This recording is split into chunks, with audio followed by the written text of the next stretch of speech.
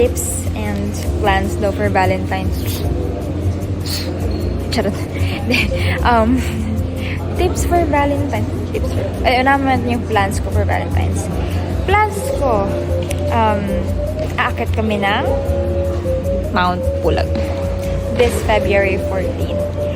May mga pupunta is para sa mga single. Ayan, kasi wala naman kami ka-date. So, i-date namin yung view na makikita namin sa Mount Pulag. So, ayun, actually, it's exactly February 14. Yun yung gagawin ko.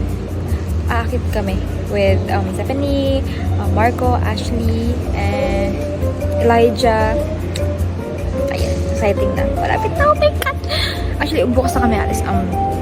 Ayun, yun yung plans ko for Valentine's. Kasi wala naman akong ka-date. So, ayun, mag-exercise na lang tayo, mag-hike na lang tayo, enjoy natin yung nature. And, ayun, what a good way to spend Valentine's naman.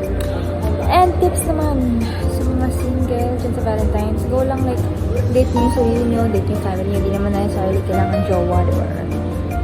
Magsaya lang kayo, kahit mag-isa kayo, maglabas kayo, magkape,